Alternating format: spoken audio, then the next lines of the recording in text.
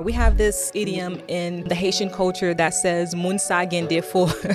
And honestly, we all have our own faults. No one is perfect. And I think love is accepting someone in the way they are without any desire to change them. So that's one of the main lessons I've learned in my past relationship, that love is acceptance and consideration. If you can't consider me, you don't love me.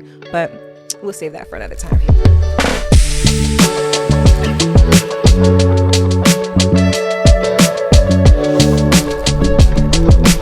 Welcome to the Evolution of a Rose podcast, where we are healing, becoming, and evolving together and on our own terms. I'm your host, Meline Rose, and I'm super excited to finally be bringing this project to you all. Listen, it's been a while since I've been in front of the camera in this capacity, and I'm super excited and proud that I finally had the confidence to step out on boldness to launch this project, because like I said, it's been a while, y'all. It's been a while since I've been wanting to do this, and the time has finally come. So thank you all so much for joining me on this journey as we continue to heal, as we continue to become, and as we continue to evolve. Okay. So a little bit about the Evolution of a Rose podcast. So when you think of this podcast, I want you to think of someone who has finally decided in their hearts and in their minds that they want better, they're ready to do better, and they ultimately deserve more from this life.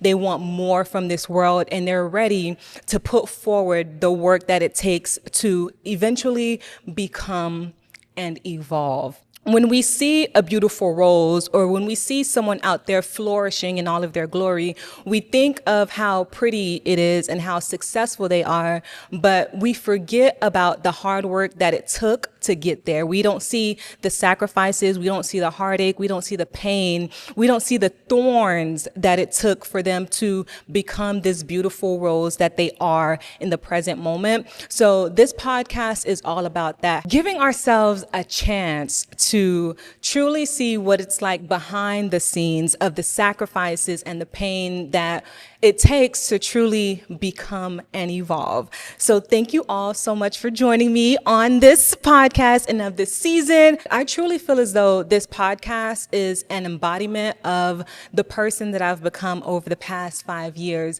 So much healing has gone on with me behind the scenes, and I can't say it enough of how proud I am to finally be here and sharing my baby with the world. So let's get into it. So for this episode, I will be doing a quick Q&A session so you guys can get to know me as the host. On this podcast, I'll be bringing on different guests and also having solo episodes. But for this one, I want to take some time out so you guys can get to know me a little bit better. So a few days ago, I asked you all to, get to know me a little bit better by asking me some questions. And this was your opportunity to pretty much be nosy, okay? And I got a few questions and I want to go through them. It's okay if we don't get through them all, but I'm going to do my best to get through all of these questions. All right, so let's get into it. So someone asked me, what season are you currently in? So for myself, I would like to think that I am in my becoming era, right? Like I said before, the Evolution of a Rose podcast is about people who finally decide to put the work in to become the person that they desire to be. And I feel as though this is where I am. For a long time, I've been feeling like I've been in a cycle of healing and becoming. But now I'm getting to the point of breakthrough where I will be at the point of evolving soon. But I am truly in my becoming era, and I'm liking the evolution that's taken place. So I'd like to say that I'm in my becoming era. So someone asked me, what's your current focus in life? And this is a really good question because it forced me to reflect on this current season that I'm in.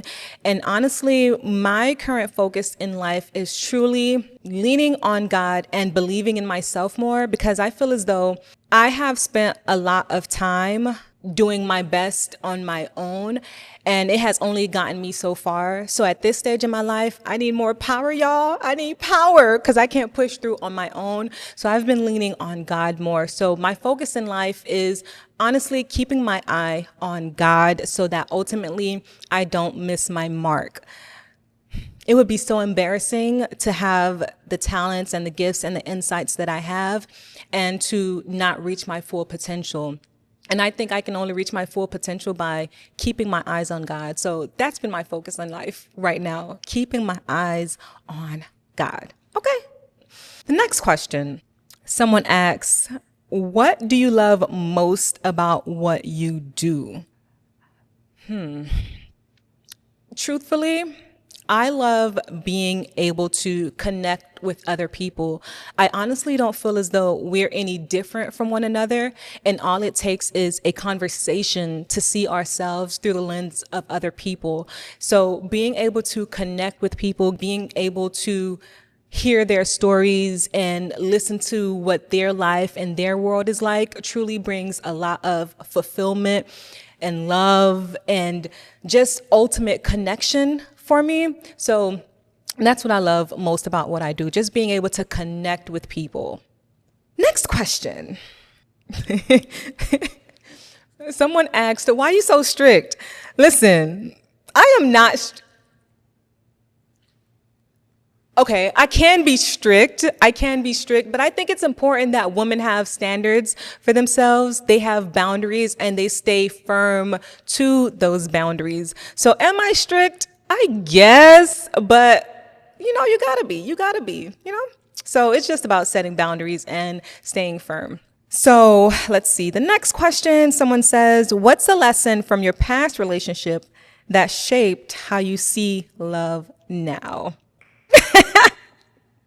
Listen, because this is a loaded question. Okay, so first and foremost, I think when people think of love and relationships, they automatically think of romantic love. But for me personally, love is love and relationships are relationships. So my last lesson in my past relationship that shaped the way I see love now is ultimately that love in its purest form is acceptance. Being able to accept someone for who they are without any interest in trying to change them, whether that's their perspective, the way they live, just truly embracing and accepting them for who they are. We have this idiom in the Haitian culture that says, "Mun sa gen défaut." And honestly, we all have our own faults. No one is perfect. And I think love is accepting someone in the way they are without any desire to change them. So that's one of the main lessons I've learned in my past relationship, that love is acceptance and consideration. If you can't consider me, you don't love me, but we'll save that for another time. The next question.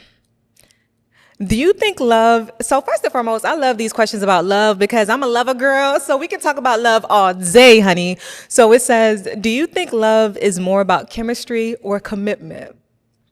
I love this question. I really love this question. Do you think love is more about chemistry or commitment? I think that love is about commitment. Because even when you meet someone that you are super compatible with, it's not all the time and in every moment where you're going to feel as though you and this person have chemistry. There will be moments where you guys find yourselves on opposite sides of a discussion. And I think in those moments, it's important to remember that you guys are committed to loving each other, which means committed to understanding each other, committed to considering each other, like I said before, committed to accepting each other. And I think ultimately that's what love is about. Love is a commitment, committing over and over and over to truly love this person in their purest form. So chemistry or commitment? I say commitment. Okay, so it looks like I have a question on media in here. Someone asked me, what advice would you give to a recent journalism graduate pursuing radio and entertainment? Now, I'm surprised I got this question. I'm not going to lie, but I am grateful that I got it because it makes me think back to the moment that I first started in my field. And one of the things that is consistent while the landscape has changed over the years, especially since I graduated, one of the main things that stays consistent is the power of building your own platform, the power of building your own brand. So to a recent graduate, I tell you to continue to focus on building your brand by, recording your own TikToks, if you will, recording your own podcasts, recording your own interviews, whatever you'd like to see come from your career. I encourage you to do that with the tools and the resources that you have in this moment, because honestly, in this landscape, especially media, it's so fickle that there's literally no guarantee of anything. But if you have your own product, if you have something that you can show for yourself, it sets you apart, but it also helps you continue to hone in on your skills after graduation so that you don't lose it. I know after graduation, sometimes we may be blessed enough to find a job, and other times we're not so blessed to find a job. But in the interim, I encourage you to create, continue to create and become the thing that you want to see for your career long term. Oh, it looks like I made it to all the questions. And the last question I have here is, where do you see yourself with this podcast in the next 5 years? That is a very great question, but instead of answering it in 5 years, I'm going to answer it generally. So with the Evolution of a Rose podcast, I truly want to form a community of women who are ready to essentially evolve and become their best selves, and who are ready to put in the work to become their best selves. Because the evolution of a rose, it's not about the fluff. It's truly about the journey that it takes to get there. So I want to form a community of women who are also about the journey and who are excited and ready to continue to evolve and take the steps to become the person that they ultimately deserve to be, So that's where I see the podcast growing into, just a community of women becoming, healing, and evolving. All right. So thank you all so much for your questions. This was good. I hope you feel that you know me a little bit better. And if you don't, ask me some questions in the comments and I will be sure to answer them, because again, this is all about building community.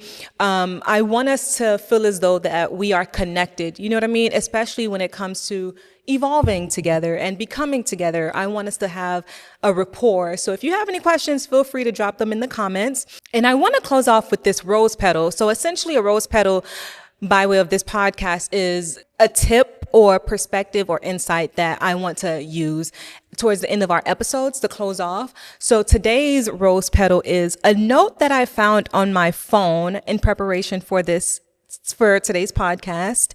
And I wrote this on May 14, 2024 at 9:47 a.m. So it says, I'm interested in developing a show that talks about healing by way of self-reflection and introspection.